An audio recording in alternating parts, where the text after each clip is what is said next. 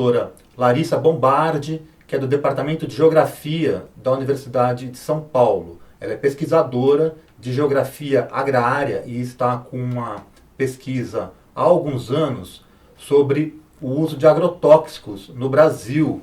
Eu vou falar, Larissa, da lei sancionada pelo presidente interino, Michel Temer, sobre pulverização aérea nas grandes cidades.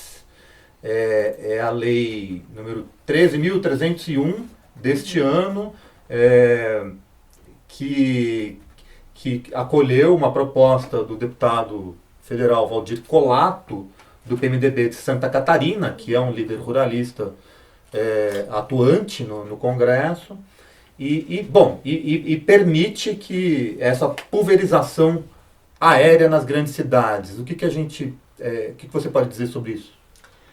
Bom, primeiro dizer que é um grande retrocesso, né? Enquanto na União Europeia eles já proíbem há muitos anos a pulverização aérea de áreas agrícolas, aqui além de permitirmos pulverização em áreas agrícolas, vamos permitir também pulverização nas cidades. Então é um retrocesso tremendo, é muito temerária a aprovação dessa lei. Por quê? Porque uma série de doenças são decorrentes dessa exposição aos agrotóxicos. Então, além da população rural, agora a gente vai ter a população urbana também exposta, né?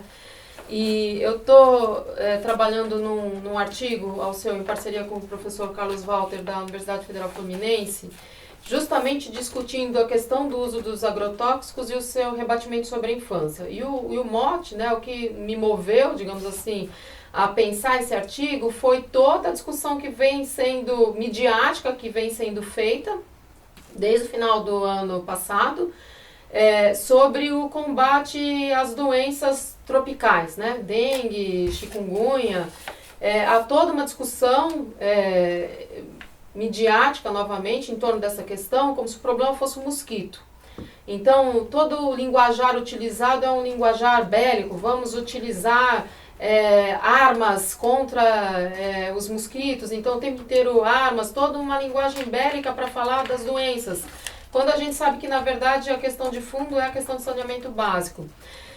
E aí, qual acho que é a discussão central que a gente tem que fazer? A questão da microcefalia tomou proporções grandes, né? Teve uma grande repercussão dos casos de microcefalia no Brasil, sobretudo no Nordeste, e a discussão é a seguinte: precisa-se, né? Qual é a desculpa, digamos, qual é o discurso oficial para que seja aprovada essa lei, né? Que foi utilizado para aprovar essa lei permitindo a pulverização aérea nas grandes cidades? É que é necessário um controle dos mosquitos, né?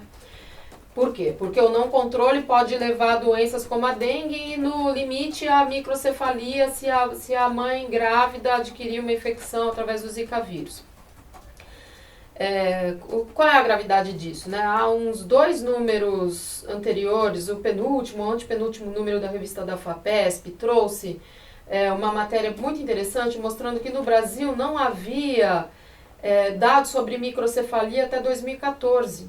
Essa informação ela não era obrigatória, né? Não era uma informação compulsória, os dados de microcefalia. Então, por exemplo, se você pegasse dados de microcefalia no Brasil até 2014 e comparasse com os dados dos Estados Unidos, parecia que nos Estados Unidos havia 100 vezes mais casos de microcefalia do que no Brasil. Você fala, puxa, mas que curioso, né?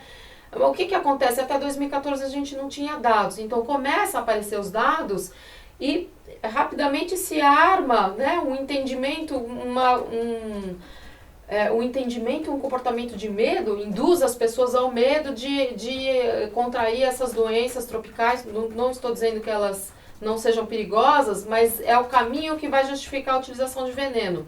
Seja o veneno para exposição, né? Seja as várias formas de repelentes químicos, seja esses que são utilizados nas campanhas públicas de saúde pública. Então, eu vou dar 3 exemplos para você de 3 venenos que são utilizados nessas campanhas de combate à dengue, aos mosquitos, que são os vetores dessas doenças tropicais. Malationa, ingrediente ativo, né? Piriproxifene e fenitrotiona. Esses 3 ingredientes ativos, esses 3 agrotóxicos, são agrotóxicos de uso agrícola. Veja só, os venenos que são utilizados nessas campanhas de combate aos mosquitos são agrotóxicos de uso agrícola. para os quais a gente já nem tem suficiente controle. Então, por exemplo, vou usar esse caso da fenitrotiona.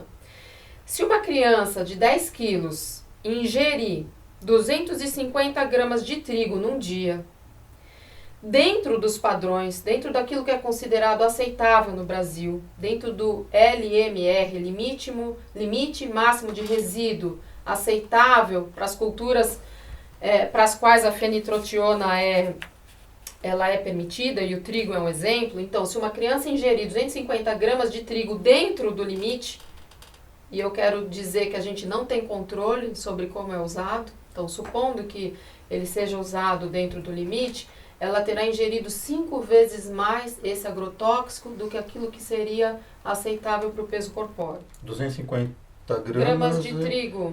3 pãezinhos. 3 pãezinhos, exatamente. Se a gente for considerar que o trigo é base da nossa alimentação em todas as regiões do Brasil, não só no Nordeste menos, mas ele está presente no macarrão, se a gente for pensar na cesta básica brasileira. No Centro-Sul, sim, com certeza, porque vai aparecer o arroz, feijão, o macarrão, a farinha de trigo, óleo, açúcar. No Nordeste, ao invés de farinha de trigo, temos a farinha de mandioca, mais arroz, feijão, macarrão.